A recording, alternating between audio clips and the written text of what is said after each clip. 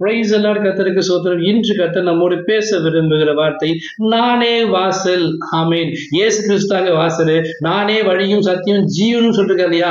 அவரை பின்பற்றி அவர் வார்த்தையின்படி வசனத்தில் நடக்கும்போது நம்ம ரட்சிக்கப்படுவோம். யோவான் 10ஆம் அதிகாரம் 9ஆம் வசனம் என்ன சொல்லுதுன்னா, நானே வாசல், என் வழியாய் ஒருவன் உட்பிரவேசித்தால் அவன் ரட்சிக்கப்படுவான்.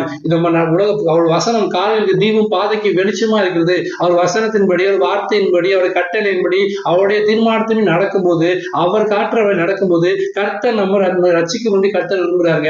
அது மட்டும் இல்லாம ஆசீர்வாதம் என்ன சொல்றாருன்னா, அவன் உள்ளும் புறமும் சென்று மேய்ச்சல் அடைவான்.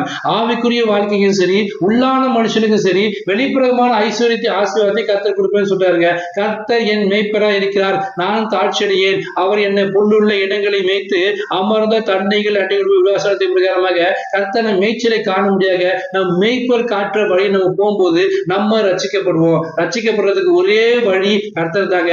பாவத்திலிருந்து விடுதலை, சாபத்திலிருந்து விடுதலை, கண்ணீரிலிருந்து விடுதலை, வியாதியிலிருந்து விடுதலை, கவலையிலிருந்து விடுதலை, பாடுகள், உபத்திரவங்கள், கடன்கள், வேதனைகள், போராட்டங்கள், எல்லா காரியத்திலிருந்தும் விடுதலை பெற்று நம்ம ரட்சிக்கப்படுறதுக்கு ஒரே வழி இயேசு கிறிஸ்து தான். அவர் வழியில நம்ம நடக்கும்போது, அவர் மேய்ப்பரா வைத்து அவர் பின்னாடி ஆடுகளை சத்தத்தை கேட்க வசனத்தின் பிரகாரமாக அவர் சத்தத்தை கேட்டு அவர் காட்டுற வழி நடக்கும்போது நம்ம ரட்சிக்கப்படுவோம். திரும்பவும் சொல்றேங்க, நம்ம ரட்சிக்கப்படுறதுக்கு ஒரே வழி இயேசு கிறிஸ்து தான். அவரை பிடிச்சவங்க இயேசு கிறிஸ்துவை நானே வழியும் சத்தியம் ஜீவன் சொல்லிருக்காரு. அவரை பின்பற்றவன பரலோகத்துக்கு போகவே முடியாது, நித்திய ஜீவனை அடையவே முடியாது, ரட்சிக்கப்பட முடியவே முடியாது.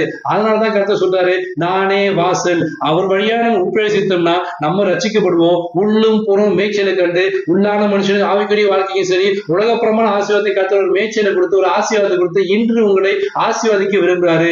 இன்று கர்த்தரோட பேசுற வார்த்தை வாக்குத்தத்தமான வார்த்தை, நானே வாசல். அவர் வழியை நீங்க பின்பற்றி நடந்தீங்கன்னா நீங்க ரட்சிக்கப்படுவீங்க. ஆமென். God bless you.